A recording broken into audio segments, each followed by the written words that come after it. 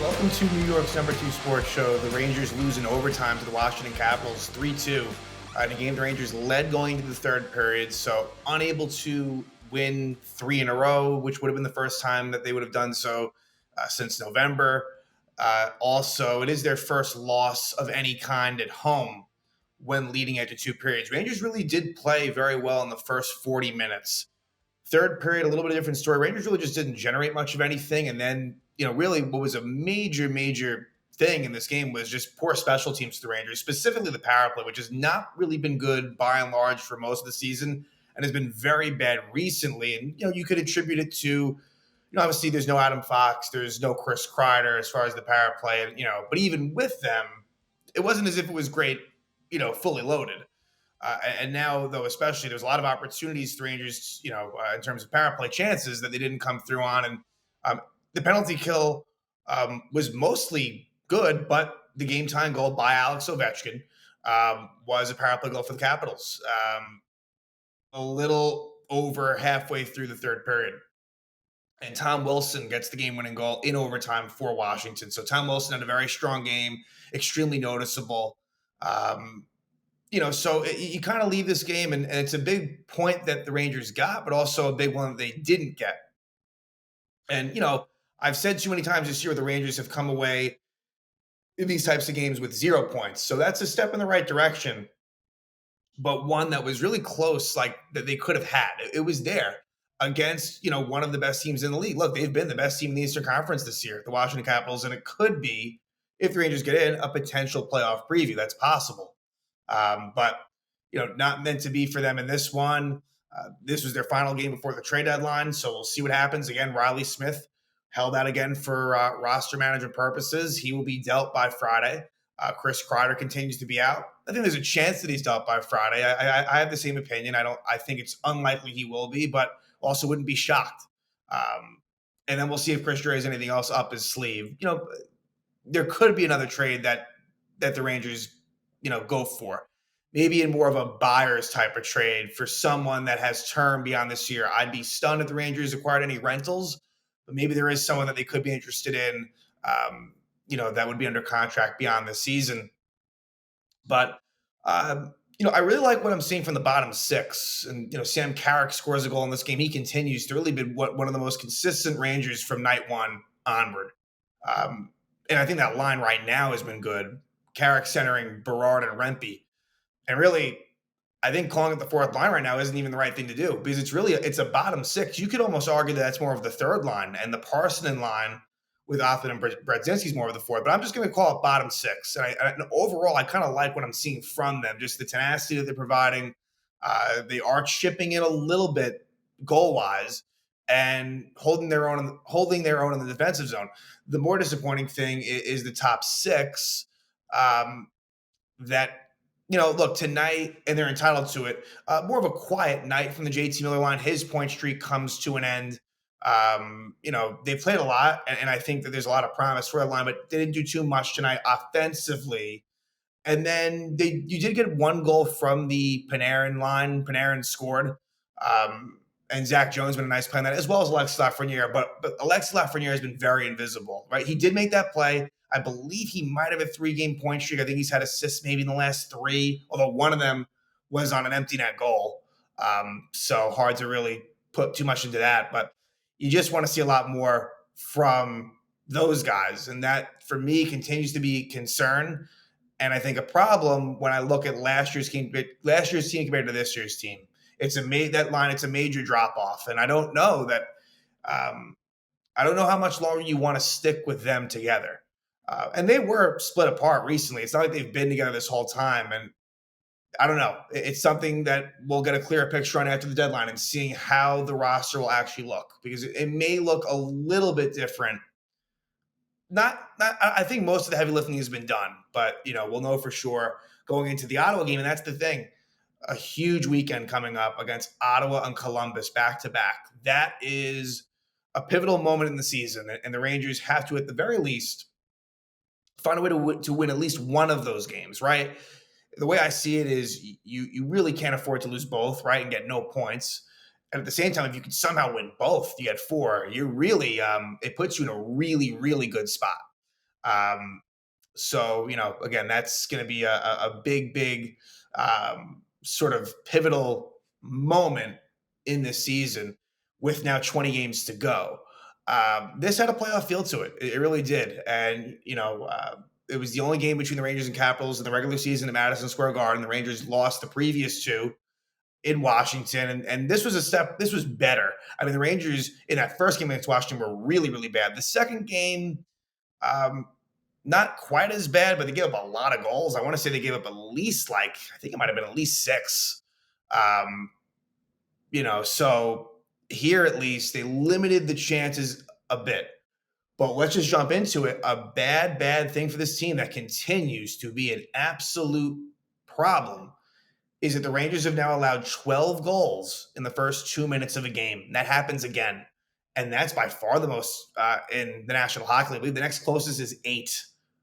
Rangers have given up 12 in the first 2 minutes of the game. And, it's been consistently bad in that regard. So, the 2 goals the Rangers allowed in regulation were off of faceoffs. It was faceoff plays that were ultimately won by Washington. So the goalie matchup was Charlie Lindgren. So the first Charlie Lindgren appearance without Ryan Lindgren on the Rangers. And he was in net for Washington against Igor Shesterkin. And Igor in this game, I thought he looked pretty good. I think just more so the eye test than anything. So I don't really have a problem with him. Again, it was not a winning performance, but I also think that he made some big saves when he had to, and the goals weren't, to me, egregious. We can nitpick if we want a little bit, but I think that he was fine in this one. But yeah, it happens. A minute and 4 seconds in, Pierre-Luc Dubois scores a 16th goal of the season, assisted by Tom Wilson. And it was a face-off that I guess was lost by Zibanejad. It was it wasn't a clean loss. And Will Cooley was in the mix. What ends up happening is Tom Wilson really makes a nice play. And Will Borgen is kind of the one that ends up kind of on the short end of it. It kind of becomes a little bit of a mini 2-on-1, but Borgen was unable to stop the play that goes from Wilson to Dubois, and it's an easy goal for Pierre-Luc Dubois. So Borgen honestly was a culprit on both goals in regulation by the Capitals. So he's done a really good job this year. He played a good game, but a couple of moments that, maybe could have been done better. And I'm going to give credit to Tom Wilson as well there. Will Cooley kind of, unfortunately, he was just kind of going for position. Like he was trying to do the right thing, and the puck kind of just went away from him. And Wilson's able to bat it again past Borgen to Dubois, and just like that, it's 1-0 Washington. And I thought the Capitals, again, the Rangers have had trouble to me a lot in the first 5 minutes of a game. But ultimately, the Rangers then do find themselves.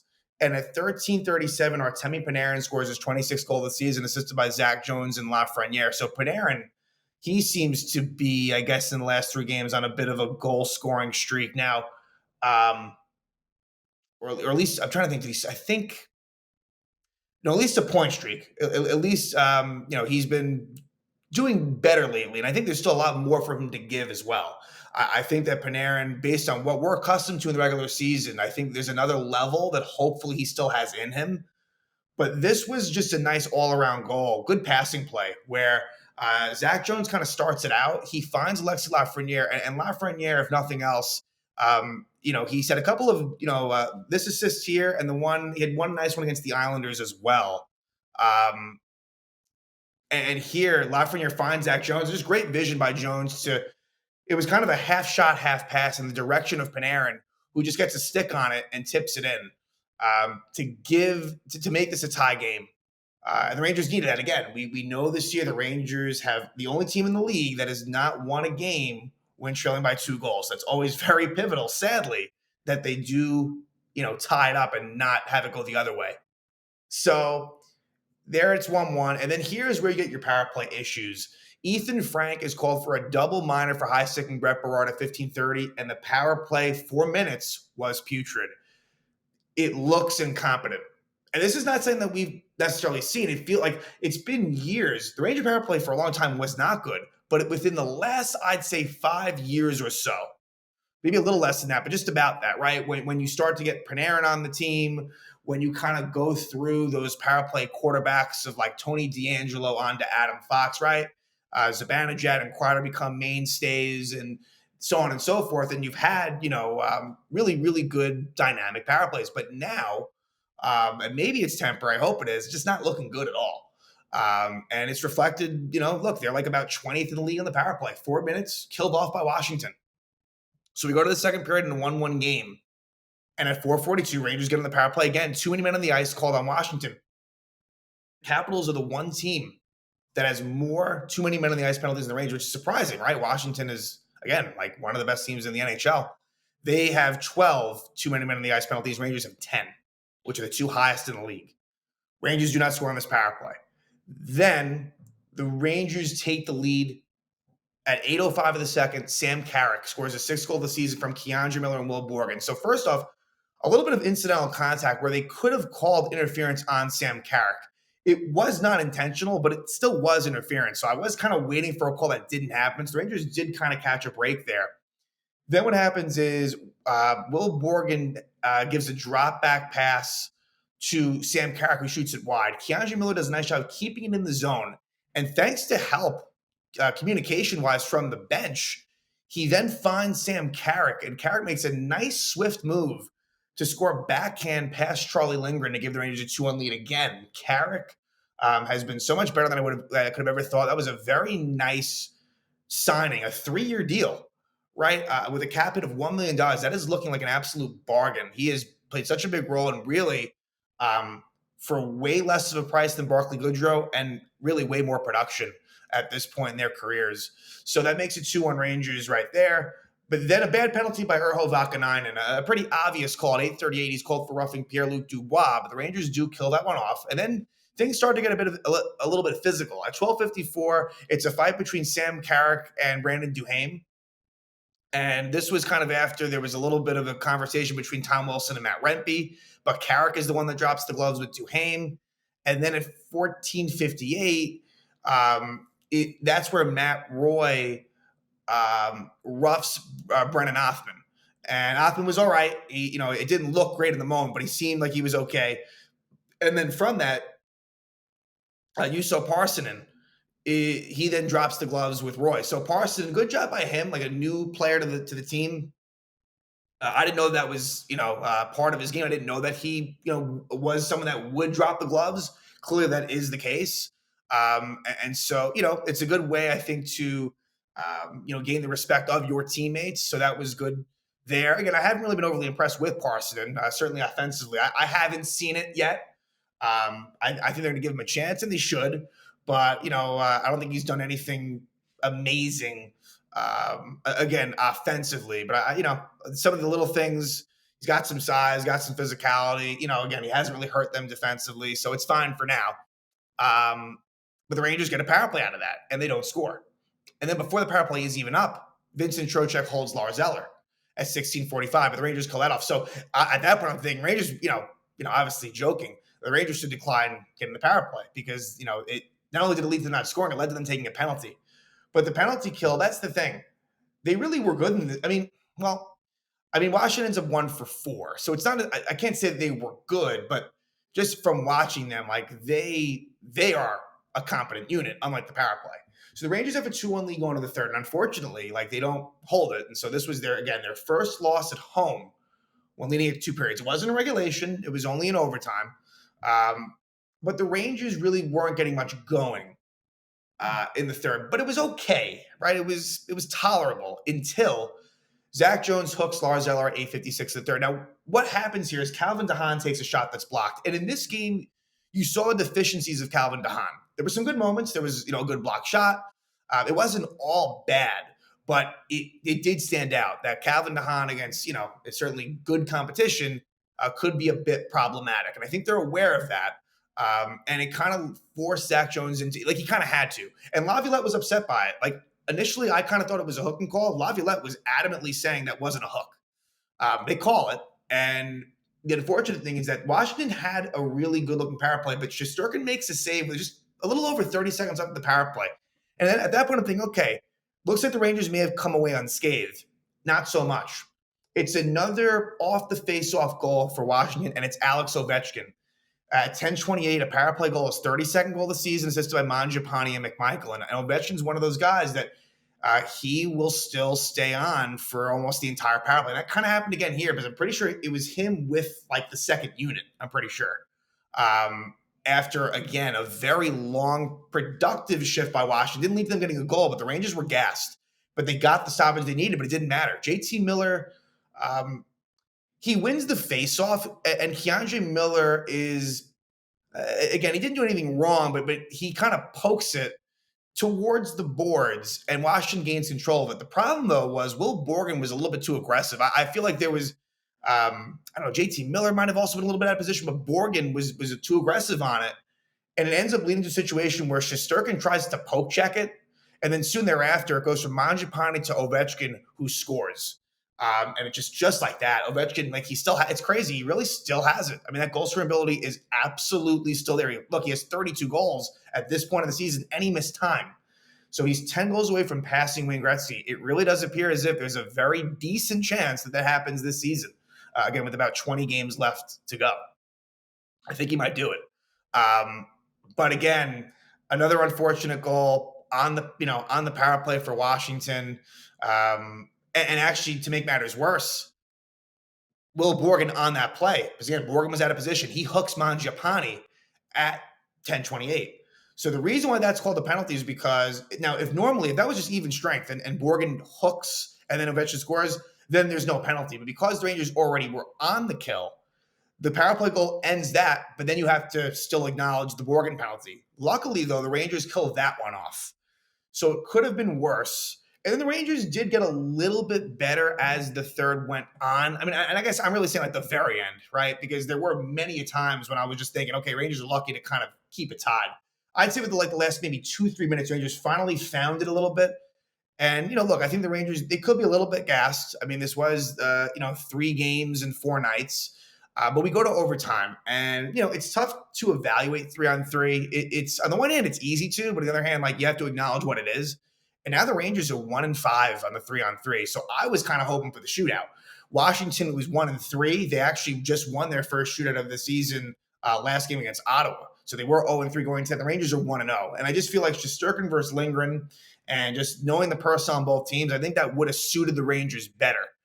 And the Rangers had possession of the puck for maybe the first couple of minutes of overtime. Rangers were running out a lot of the same players: Zibanejad, Panarin, Trocheck, JT Miller, Lafreniere a little bit. You weren't really seeing, I wouldn't have minded honestly seeing like a Sam Carrick. Ironically, the Rangers won overtime win against New Jersey Devils, who lost Jack Hughes for the season. A big loss for them. So that might open up possibly for the Rangers or Columbus specifically the number 3 spot in the Metropolitan Division. But that's a conversation for another day. Sam Carrick scored that one overtime winner for the Rangers this year.